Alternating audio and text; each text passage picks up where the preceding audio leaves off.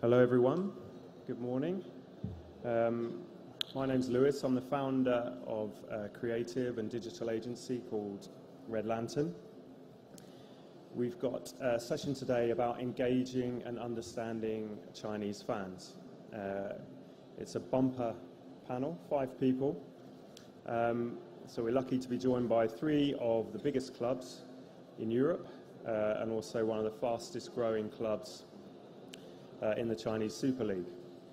So if we could just invite the panel to come onto the stage. Firstly, we've got Robbie, who is AC Milan's man in Beijing.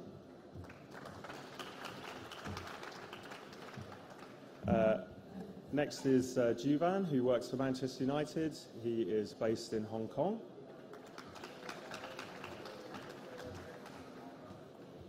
Benjamin, who works for Borussia Dortmund in Shanghai.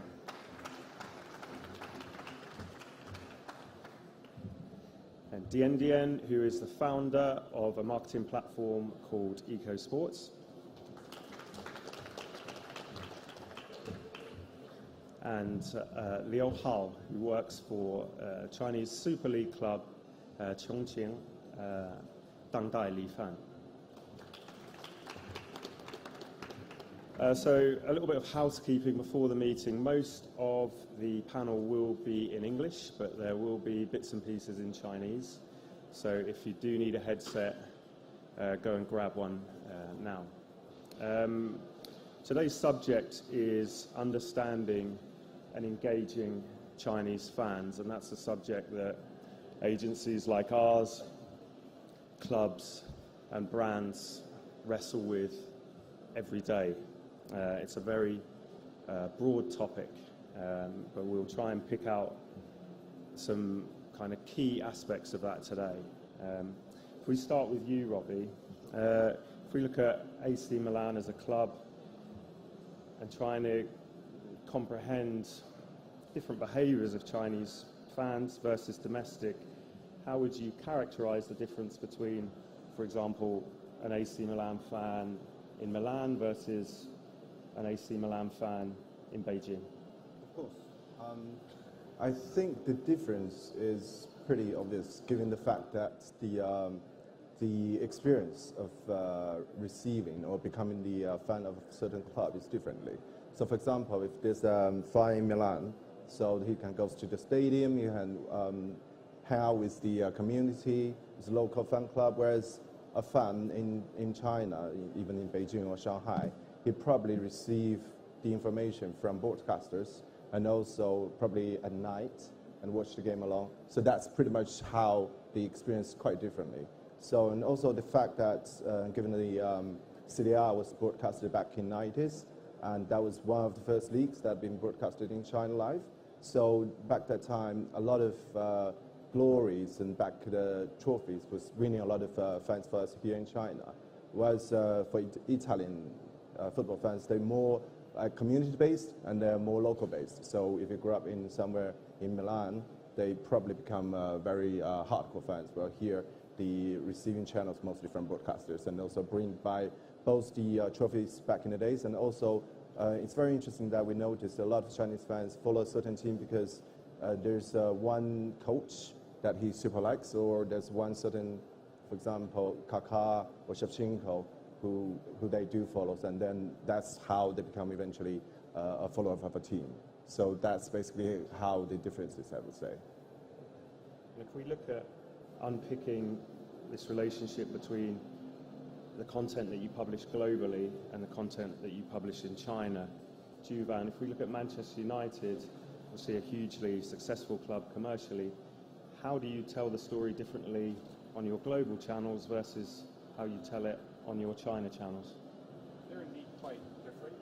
Because I think, after all, if you think about why fans follow Manchester United at the first place, if you're originally based in Manchester, you follow it because maybe your grandparents do. But if you think about fans of China, maybe it was because David Beckham or Cristiano Ronaldo. So we need to think about what's the reason behind why they're following our club, and therefore we need to create the same type of content and with tone to appeal to these fans internationally, and particularly in China, for example. So in China, the content we create sometimes would probably focus more on star players, which always works. In the past, David Beckham's and now the Pogba's, I think it's more player-focused because China is a player-focused market. At the same time, I think we also have a lot of followers who loved past successes in like the 99s, those amazing times when we won the treble. These are amazing times that we had. So sometimes we would also talk about times in the past where our wins and all these trophies that we won. So these content work very well for our fans in China. And the tone also needs to be localized a little bit more, because after all, you can't just put copy and paste stuff from the Western media to the Chinese media. It just wouldn't work. The emojis, the colloquial terms, we want to customize those, we want to localize those. So that's the difference. A lot of localization is being done with our content. If we look at that issue, Benjamin, of adapting the tone of voice that the club has to adopt in China versus the tone it uses globally, what do you think it is about Dortmund as a brand that has made it so appealing in China? And then how do you find a tone of voice to reflect that locally? Yeah. I mean, our overall strategy from BVB is to bring BVB as close to the Chinese market as possible. We had to learn at the beginning that a strategy isn't something static here in China, therefore the market is way too fast. Probably in Germany a strategy lasts for 3 to 5 years, that doesn't work over here. So if we are true to ourselves, we would say we had to adjust this strategy several times. When I'm thinking back probably 2 years ago, everything in our digital content strategy was about localizing content. So not copying everything from Facebook or from our website, but generating stories over here in China. But that got within, I would say, 1.5 years, so much standardized. Every club is doing this. So with our new strategy, we are focusing more on rich content. So using GIFs, using graphics, using maybe cartoons and stickers, and of course videos to engage the fans more in China and to bring those BVB values, those intense football, what we stand for, over here to China. Actually, that worked pretty good. We got this Red Card Award with this live streaming for best live streaming in the last year. I think it was over 12 million Chinese fans followed our live sessions from Dortmund, from the stadium. So there we see that this rich content is a good way to approach Chinese fans. Diandian, coming from it from a kind of almost neutral point of view, you can obviously take a view on the different strategies that all the clubs adopt in China. Are there any common mistakes that foreign clubs are making when they're trying to build these relationships with fans, particularly at the outset, that you would kind of say a kind of list of things not to do or kind of things to avoid? Yeah, that's a good question. So obviously, this kind of 3 clubs, they did a very great job in China. But if you look at the understanding and engaging fans, there are some mistakes in China in terms of the foreign clubs when they're doing the digital marketing strategy or something. So because one thing is understanding fans is not like just a one move. If you learn something from China, so it will just give you the whole knowledge about Chinese markets. It's like a continually learning process. You need to understand the fans step by step because the internet context in China is changing very fast. Because 5 years ago could be the Weibo, WeChat, and right now we got different kind of video or live stream platforms in everywhere. So you need to keep learning to know the watching or reading behavior of Chinese fans, and you can find the best way to give the sense of belongings to them. And also, in terms of the engaging fans, there's also some mistakes.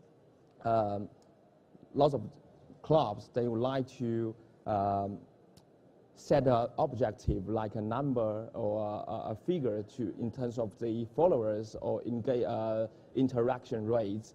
As far as I know, some clubs, they are doing some promotion things. They are sending out the iPad, iPhone to get more followers. But in my opinion, that's the fake followers. Literally, they are real followers, but they are not your target follower or fans. They are just they just want to participate in this kind of activity for that iPad, not for your club, not for your teams, and they will not give you more interactions in the future. So that's a very, a common mistakes in terms of this kind of digital marketing strategy. Liu Hao, if we move on to looking at things from a CSL perspective, 这个赛季是重庆成功冲桥后的第4个赛季是吧？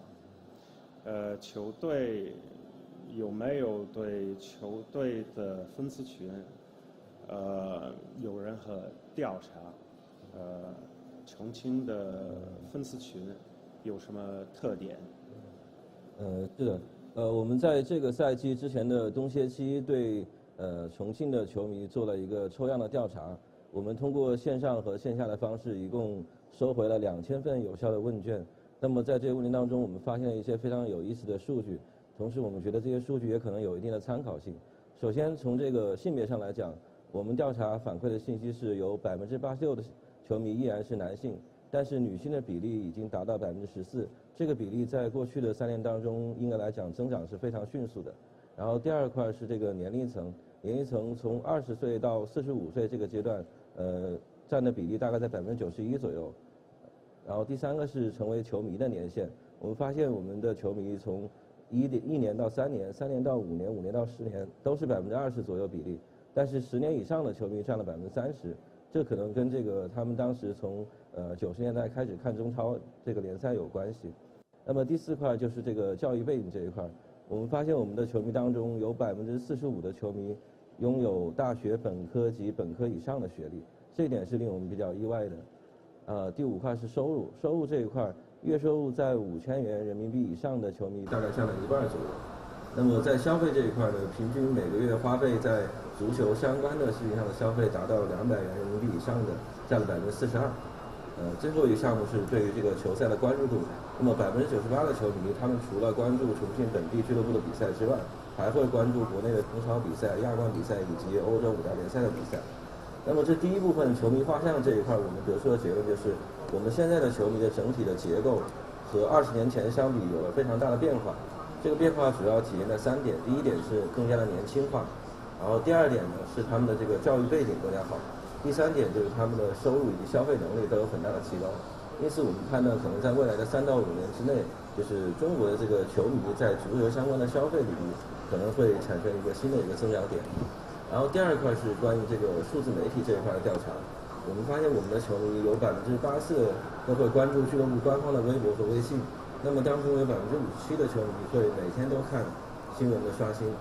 然后我们在线上的这个售票这一块呢，也有达到66%的球迷是只通过线上渠道购买球票。这一点可以看到我们球迷现在跟线上的关系越来越紧密。If we look at that kind of sophisticated analysis of what a fan base looks like, do you have quite a close feeling and understanding of the nature and kind of segmentation of AC Milan's fan base in China at the moment? What does that look like, and how does that inform your strategy? Basically, we now working with Deloitte to deliver a very comprehensive fan base survey, and we hopefully to do that in about a couple of months. And without having that very data, but what I can say for now is that from what I and the club understood is that there are a couple of things worth noticing. First thing is we have a long history of club followers in China. So back in the 90s, first broadcasting in CI, CCTV, that gives a lot of credibility and a lot of glories to the club. And some of the fans, or most of them, are very loyal fans. So probably more than 5 or 10 years of following the club. And also, one thing that we noticed that is the female. When Mr. Liu talked about your female fan followers, about 14, right? we have understanding that probably for our fund it's about 20, so slightly more than that. So probably because the good-looking guys used to play for the team, including Kaká, Shevchenko, or Polomadini, that everyone is aware of. Another thing is how we understand is the core of our followers are family men. So after, for example, 10 years of follow the club, now they become the family man with a family, with a wife and a kid, and that actually change or kind of shape the behavior of the fans. For example, they probably have more spending powers, but at the same time, they have very limited time of media consumptions because they're too busy. So this is something that we need to take into consideration, especially for the digital strategy. So we are now looking at two ways, basically. One is we're trying to go to more in-depth.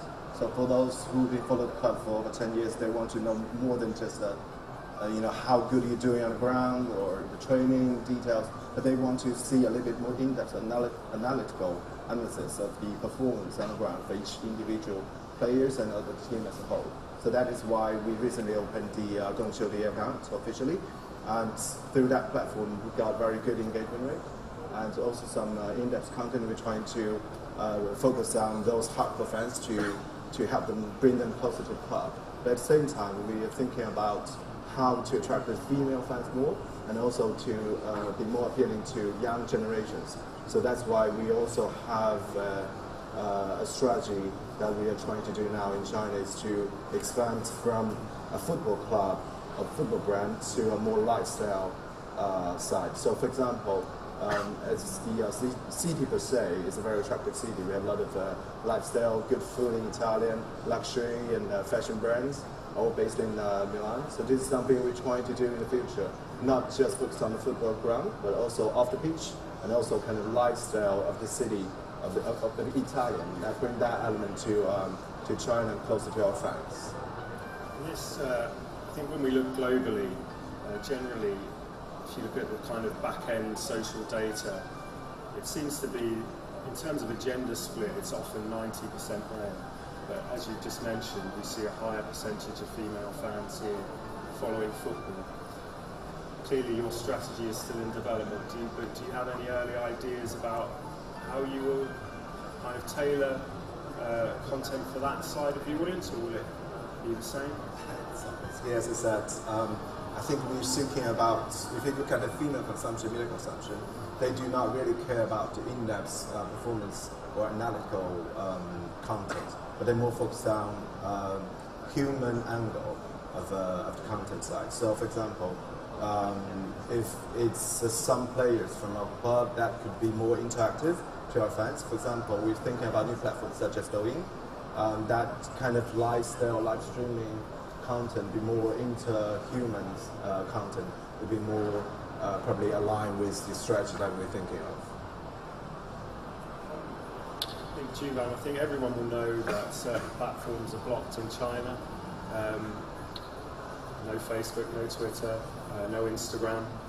Can you just talk through what platforms Manchester United are currently using as a club, and what different audiences perhaps that those platforms point towards?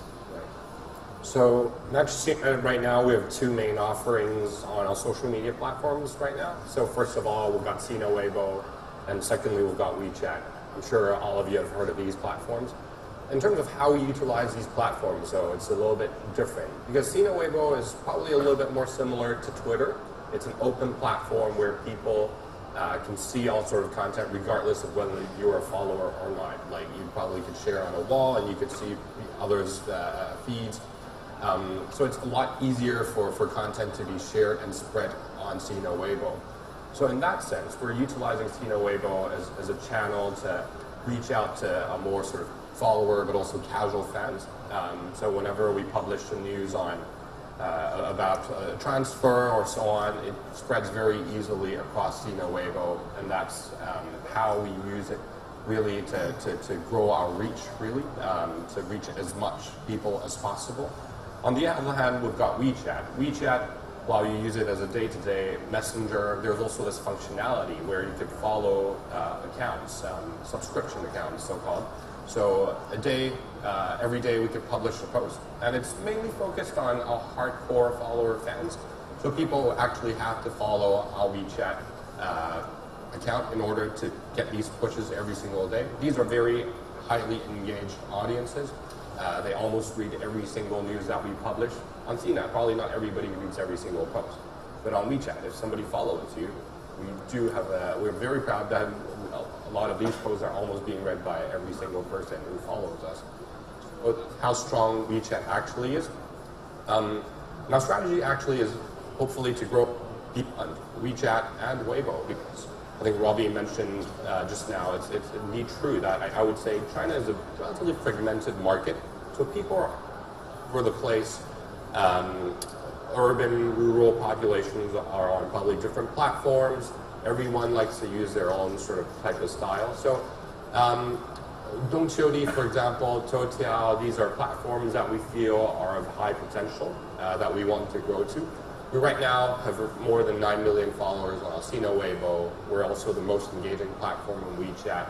So we're really proud of these achievements. But I think to further grow, and our strategy really is to further extend our reach through launching on more platforms, which I hope in a couple of months' time, if I were to speak to you all again, I would be able to announce a couple extra platforms in front of you.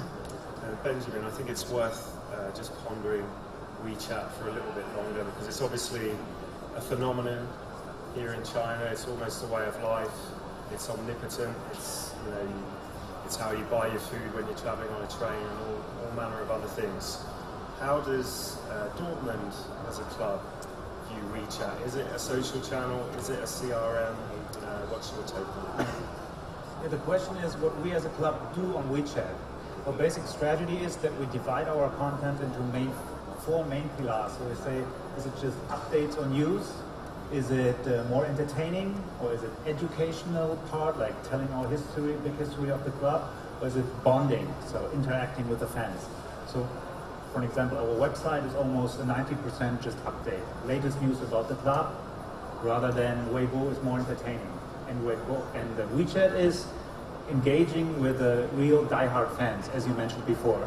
So we think, of course, those numbers are lower because it's also more work for the fans to read through all those articles and to engage with the club, but those fans are really diehard fans and engaged with the club.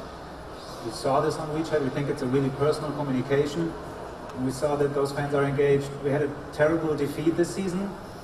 I don't want to mention which game it was, but afterwards we saw so many posts on WeChat that BVB fans said, yes, it's true, I'm a BVB fan and I'm standing up for this. And we think this is something really not common in China, because where everything is about constant success and gaining face is something special to say, hey, even after a loss, I would say so. So we were overwhelmed by this feedback, and I think therefore WeChat is a really nice channel to interact with our die-hard BVB fans in China.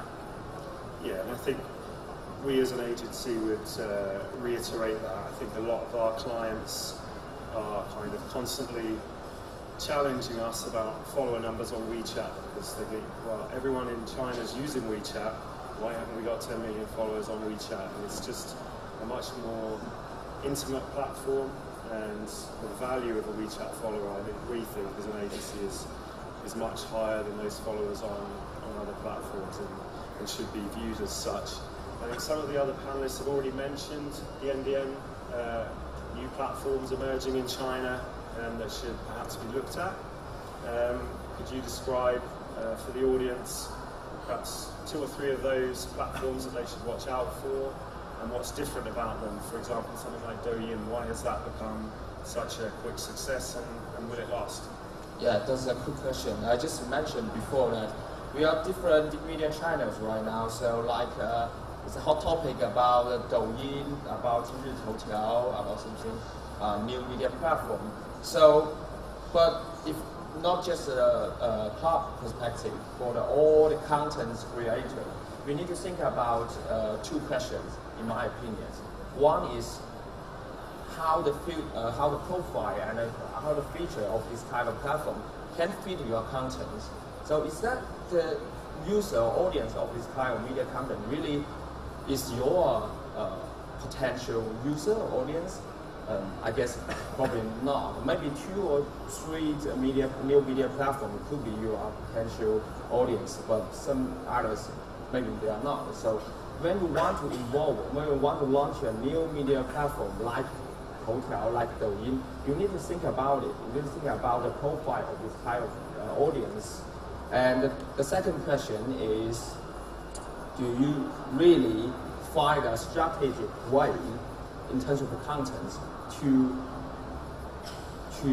attract more followers in this new kind of media platforms? So I can see that like Robbie, like Juvan, like Benjamin, like Mr. Liu, they all did a very tough work for understanding the difference between Weibo and WeChat. It's totally different. So we need to apply different strategy to attract fans.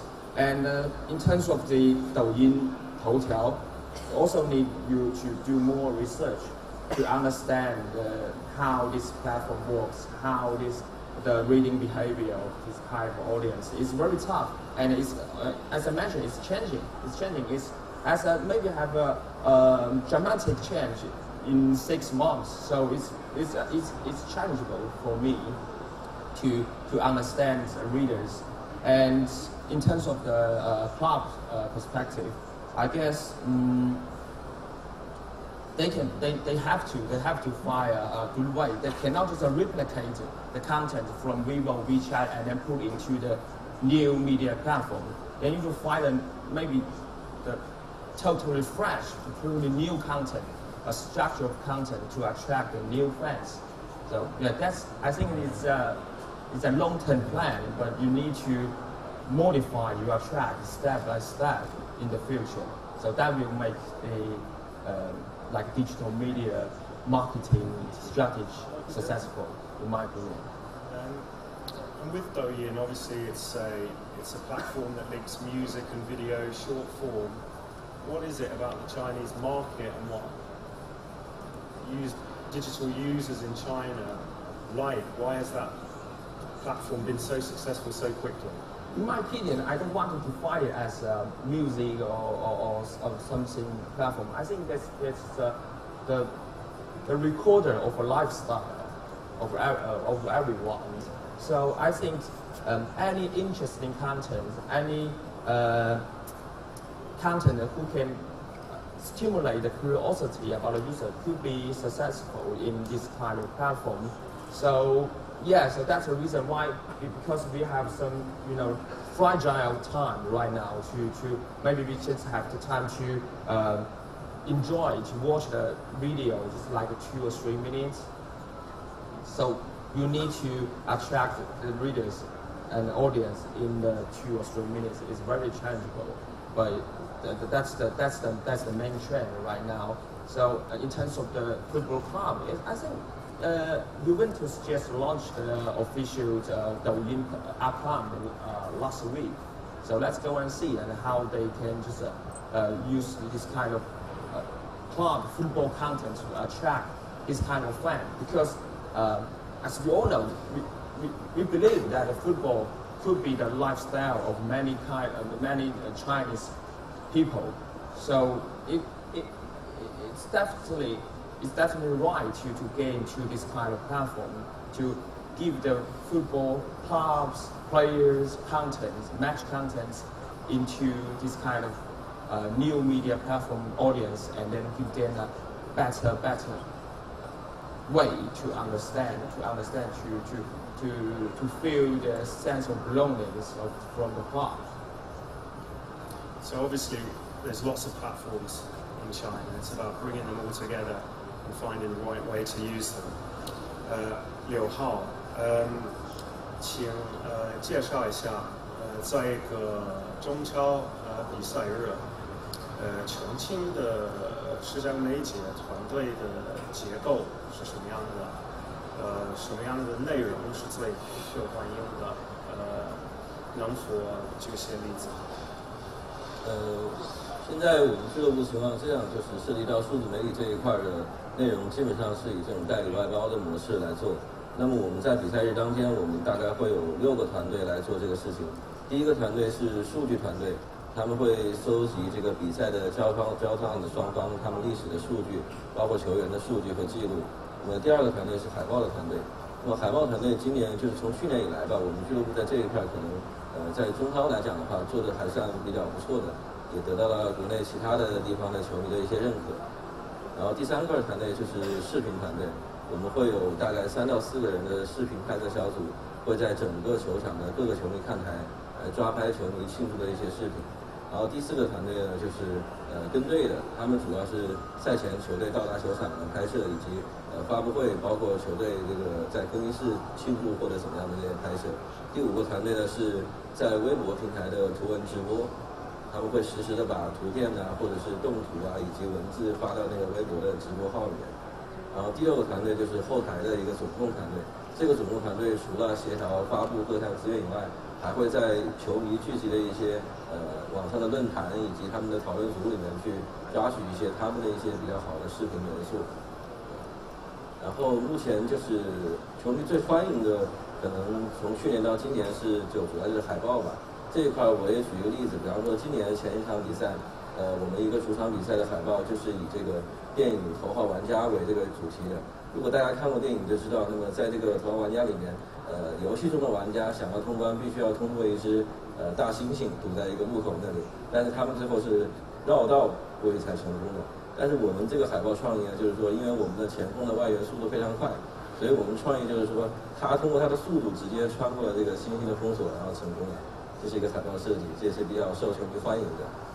然后今年来，可能我们有一个新的尝试，就是我们在短视频这一块也做了一些尝试，目前也得到一些球迷比较好的反馈。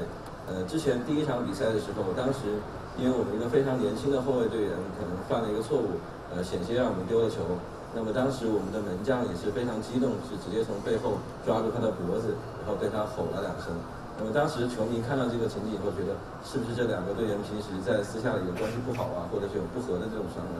那么我们后来就通过一种短视频的方式来做了一个尝试，我们让这2个球员单独的做一个这个射门和扑救的一个比赛。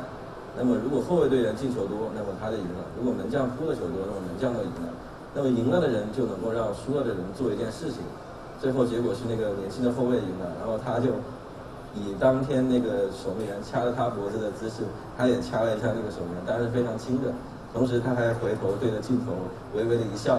那么这个短视频出来以后，就是球迷的效果非常好，他们觉得原来他们俩关系还是不错的，就把这个不和这个传闻破掉了。这可能比俱乐部单独的出一份公告什么之类的效果要好得多。So Robbie, we've heard there about how Chongqing, their strategy and how they structure it on a match day. We can look at it from a kind of club point of view internationally, that classic question of whether are you better served doing it in-house or using a specialist agency. Can you talk a little bit about the benefits and challenges of each model and where the club is at the moment? Sure. I think the strength of the in-house media team is the foundation of the content creation across any club. Sure. Basically, you have to have an on-the-ground team to capture the essence of pre-match, post-match, during the match, the training ground, behind-the-scenes stories, that kind of things. And that's the basic and the must. But at the same time, if you look at the agencies, they have their strengths as well. They're pretty much open to different clubs, so they are more exposed to digital communication world.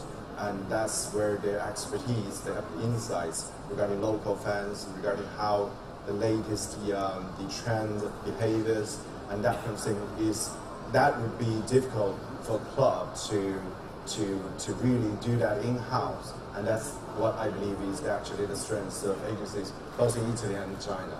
So what we are adopting now is a hybrid model. So we have in Milan, we have a media house with a team of about 20 to 30 people. They're doing daily broadcasting content, behind the scenes stories. And we have a Milan TV, which is a subscribe channel. They provide content for that as well.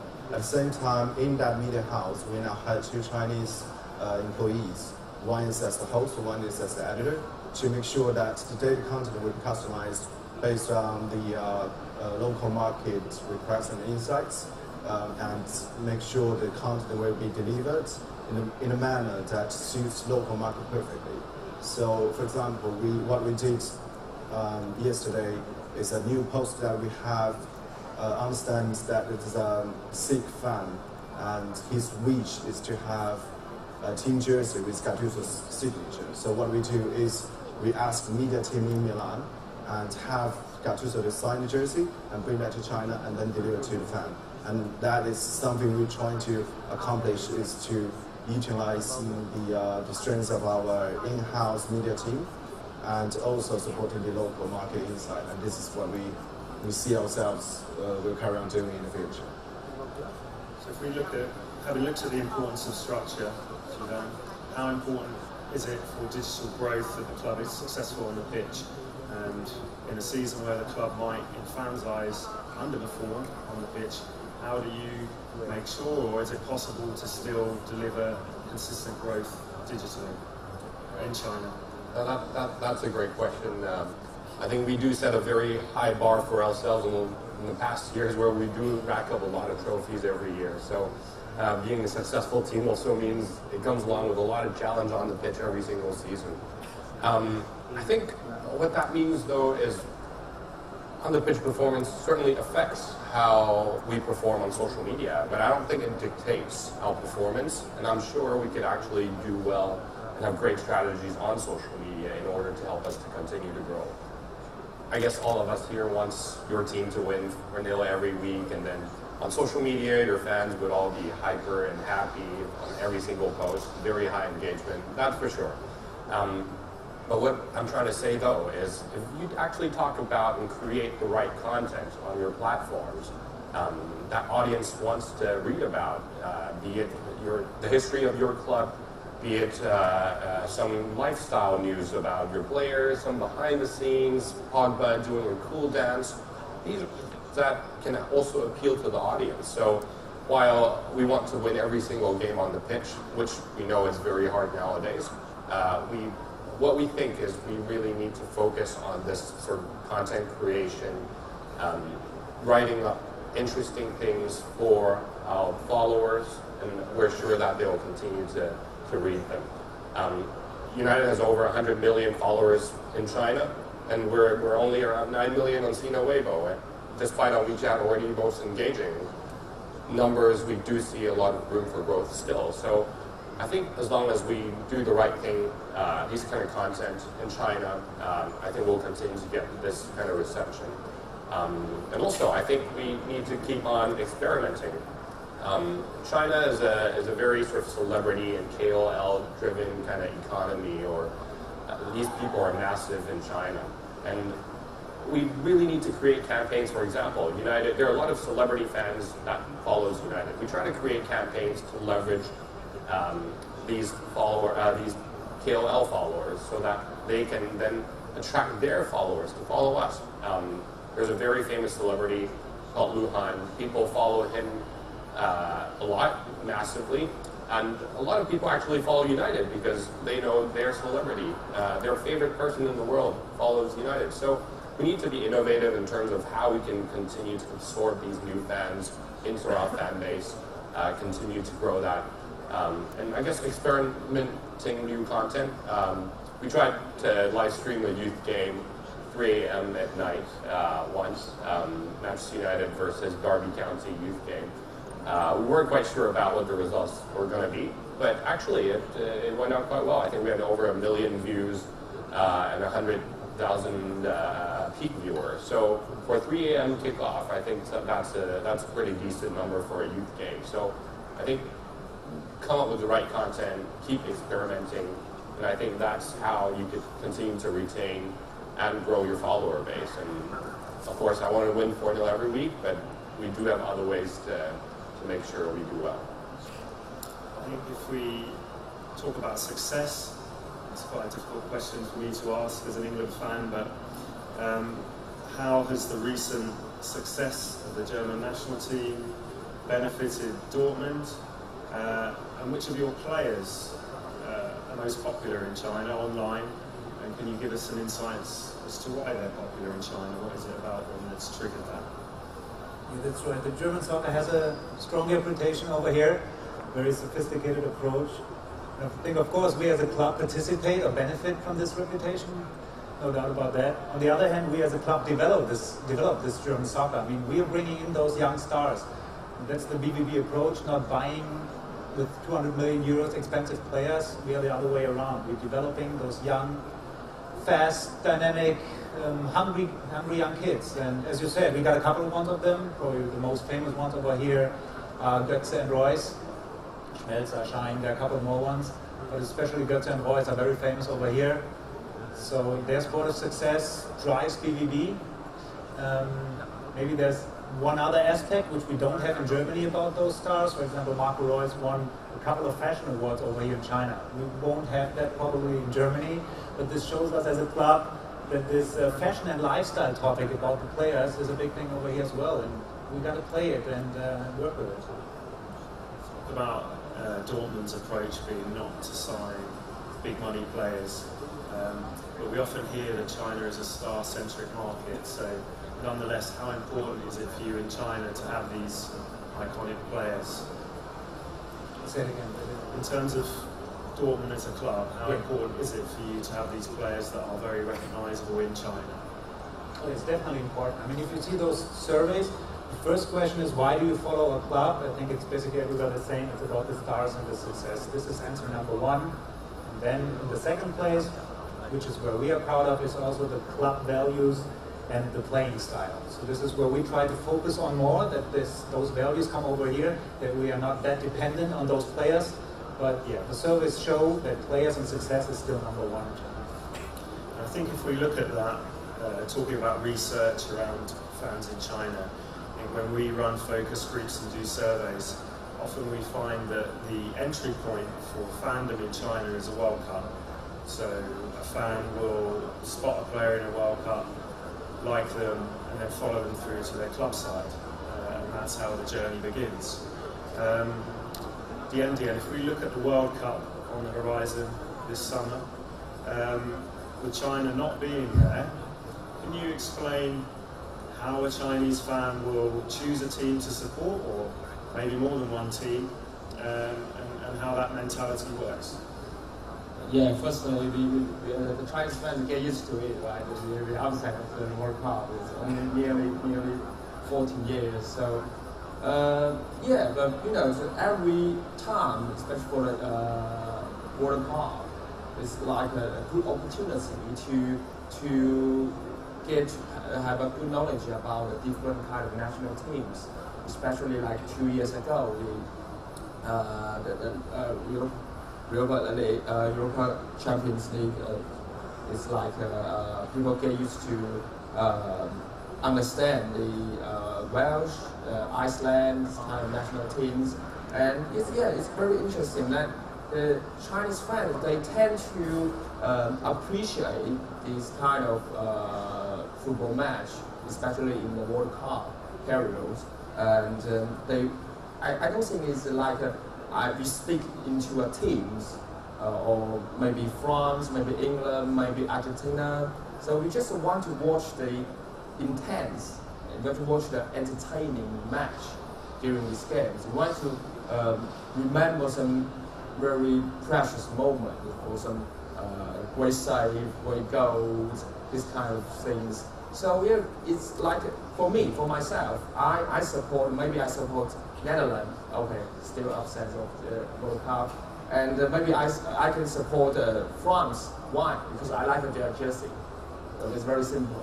And maybe I may support England because I live in England for 4 years. So yeah, we just want to watch this kind of intense game and want to have a good memory about World Cup. So that's it. So during that time, we want to follow the news, follow the Juvan mentioned before, the behind the scenes content or something about that. To let the World Cup to be your part of life at that time. So yeah, we follow everything. We follow every interesting content. I think perhaps people that don't know the Chinese market will assume because China are not in the World Cup that there won't be that bigger interest in the World Cup here. But can you just quickly talk about the number of people that will watch games and how popular it will be here during the summer? during the summer? Yeah. You mean the match? Or? Yeah, I think in terms of the popularity of the tournament, despite the fact that China aren't there, lots of people are still going to be watching the World Cup here in China. Yeah, you expect a World Cup or another game or another World match? This World Cup. It's just personally I can't remember the game for either national team or something like that. It's just, despite the fact China aren't in the World Cup, 中国没有资格世界杯，但是很多人还愿意看所有的比赛。Yeah, so yeah, that's because we get used to feel that national team not involved in World Cup. So like it happens only one time in 2002. So every period of the World Cup, we just follow like CCTV and just watch the game, and especially for the if you see the broadcasting rates, so you can see the final, the semi-final, and maybe some death group from the World Cup. It would be definitely attract more people, especially for some female audience. They like to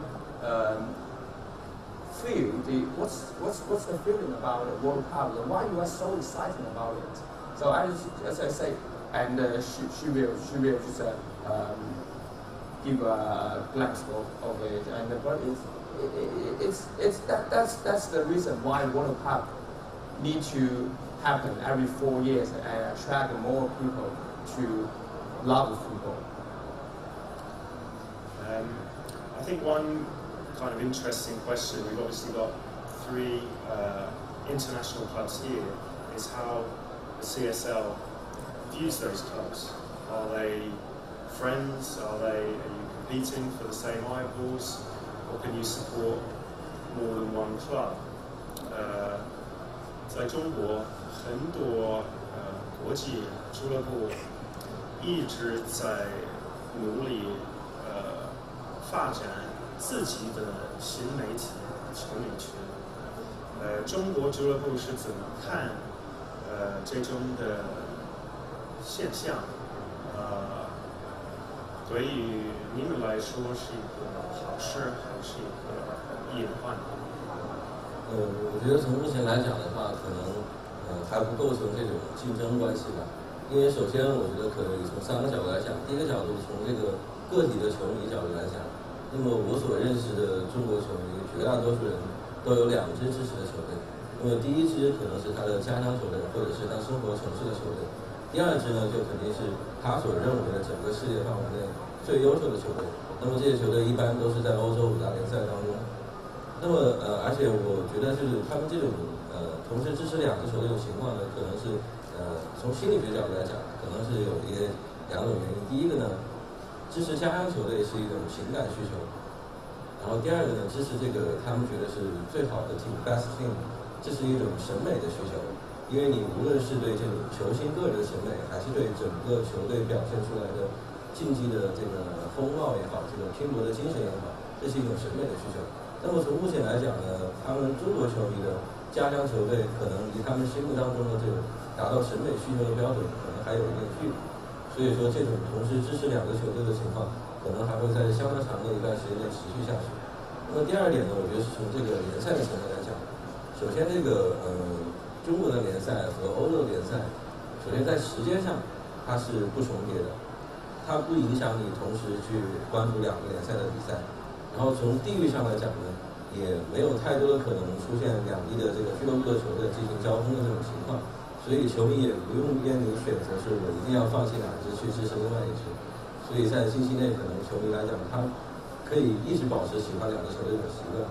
那么第3点，我觉得其实从这个中国联赛和欧洲联赛关系来讲的话，可能在近期相当长一段时间内可以产生一种合作关系。